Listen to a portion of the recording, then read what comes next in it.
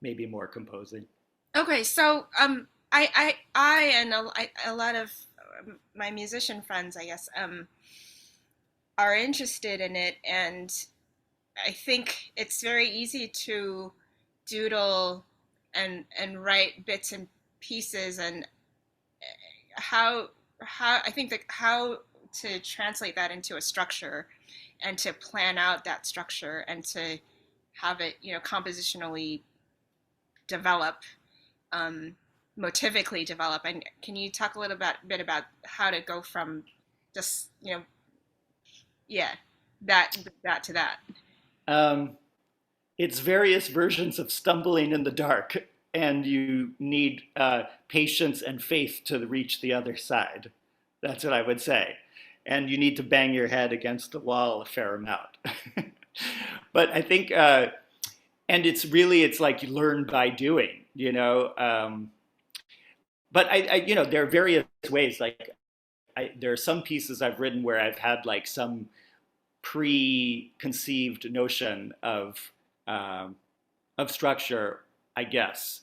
And then there are other times where it's a collection of sketches that then, once you have material, you can sit there and work with that and um, stitch it together. I mean, I guess um, given that we live in a time where there isn't, very clear musical structure, it's kind of like choose your own adventure. And there's everything from stuff that really tries to thwart any sense of structure to stuff that is very much referencing old musical forms. So in a way, it's like the world is your oyster. You have a sandbox, and you got to sit there and play in it for a while, and something will happen if you have faith and patience.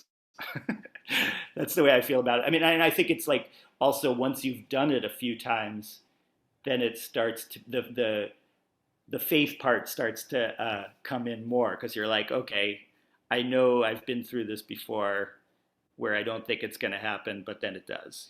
So, Yeah. but in technical terms, I don't know. It's like I feel like for me, it's very interesting the process of arranging versus composing because I don't. They're so interlinked, and obviously there's such a history of pieces, Petrushka or whatever you want to say, that use folk song in them or Bartok or whatever, um, and in a way. There's a line between composition and arranging that is fuzzy, because in a way composition is like you find some motifs and then you work on arranging them in a way.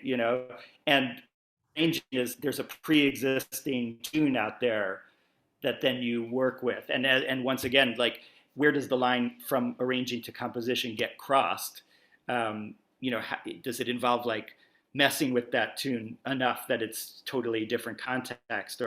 But I feel like arranging for me was a big way into then writing my own stuff because it gave me confidence on like something, a form is already there, there's material, and then working with it, and then um, that became one part of feeling confident about doing stuff.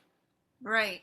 And I guess, when I've tried my hand at it, it's one of my biggest challenges is do you do like an intensity chart? Because I tend to get too involved too soon. Like do you map out like where the climax will be, and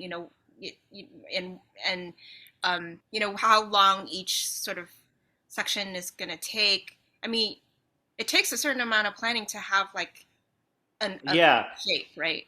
yeah.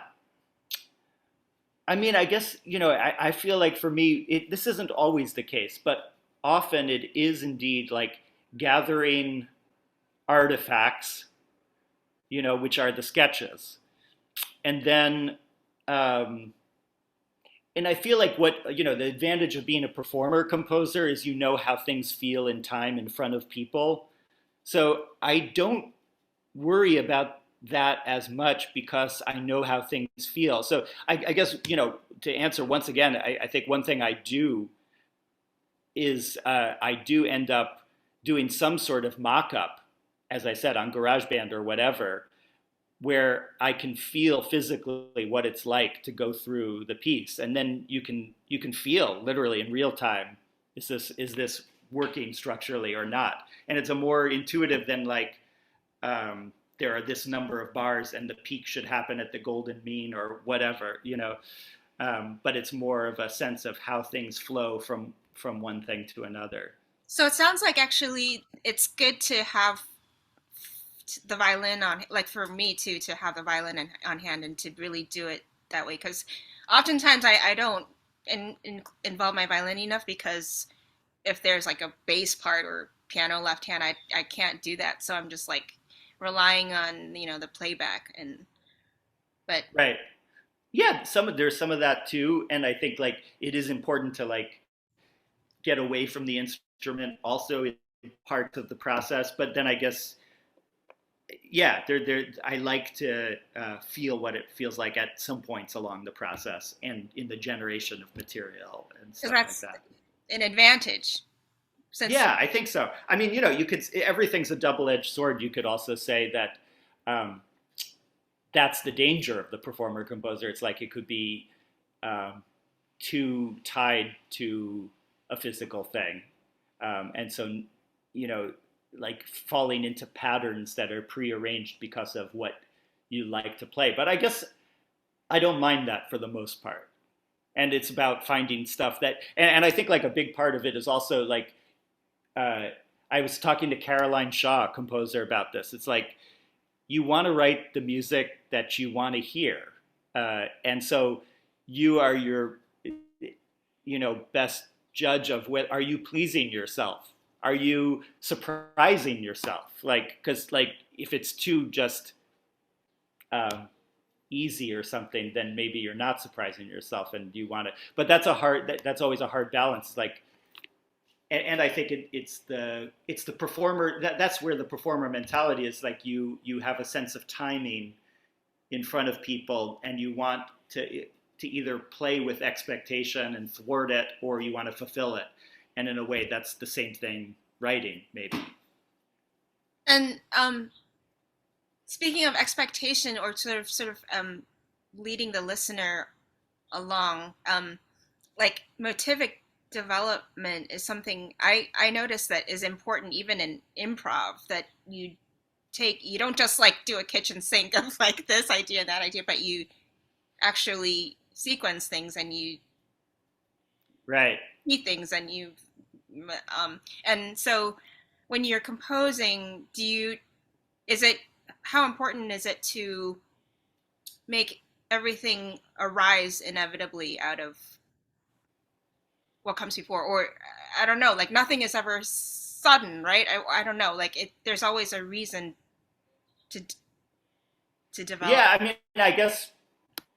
Well, that's an aesthetic choice in a way. That's very the right, like the Beethoven model of writing music, which I enjoy the idea that you find your motifs and play with them, and they come back in various guises and all that, and that's the fun composerly part, right? I mean, of course, there are people like Morton Feldman who literally thwart that completely by every moment is softly destroying the one that happens before it, and has no sense of that at all. Like it's literally trying to go against that. So it's really, once again, what do you enjoy? And if you enjoy motivic development, then that's the thing to go with.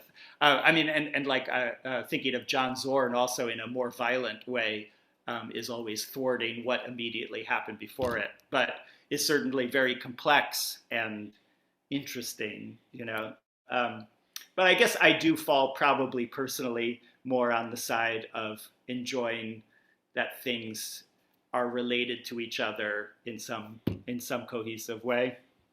And I know that I'm not as good at that as some, but it's like a lifelong thing to work on.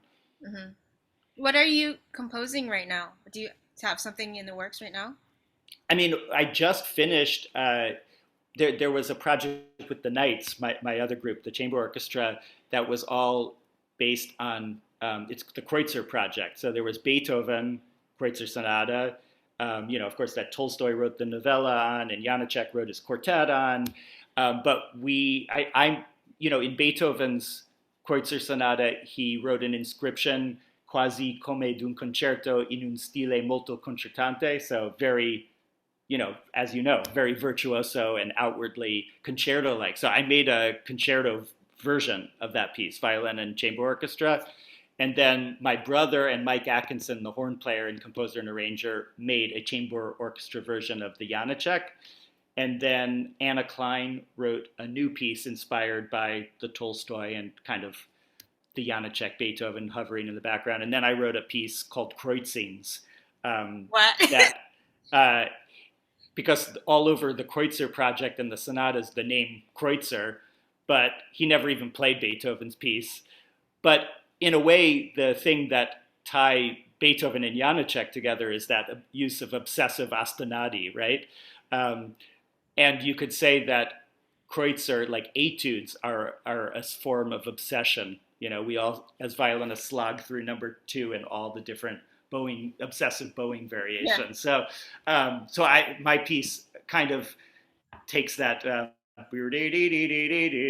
but messes with it as one element of a piece. So I wrote that recently, and then as a final piece of the puzzle, which we did not record, I found out, I didn't know this, but Janacek, like Bartók or Ruth Crawford Seeger, was an ethnomusicologist and collected folk songs and did the field recording thing. So I found through the university system a recording of the field songs that, the folk songs that Janacek collected in Slovakia and Moravia, and wrote a piece kind of on the model of Bartók Romanian dances, where a suite of these folk songs based on those field recordings. So that's the most recent thing. And that's all in the same program.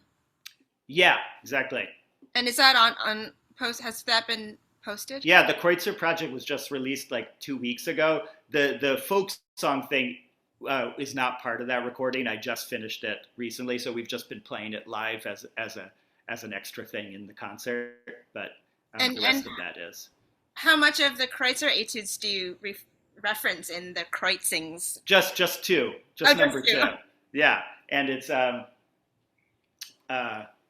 see, how do I use it again? I mean, it's a lot of the time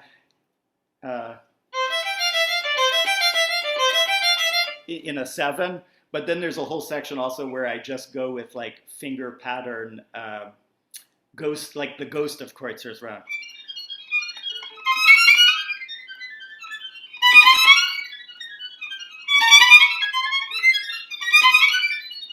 And when you have a whole string section doing that, it's a nice cluster effect. Is that like free? Yeah, no Okay, good. pitch center, just like actually like if you ever played Berrios Sequenza, he does a whole thing where it's just finger pattern without note heads, but roughly on a string and showing what string it's on and what finger pattern. Yeah. Do you have a favorite Kreutzer etude? Actually, I honestly don't remember anything except number 2 right now. I'm blacked out on it. I have a soft spot for number 41. You should check it out. It's so beautiful. I will. I mean, and maybe I'll get there again because my daughter, who's 6, is playing some violin. So nice. Maybe we'll get back to the Kreutzer soon. Aw. I feel bad taking. Maybe I should let you go, but this has been just the most amazing catch up. Nice talking to you, Jasmine. I can't. Yeah. So wait.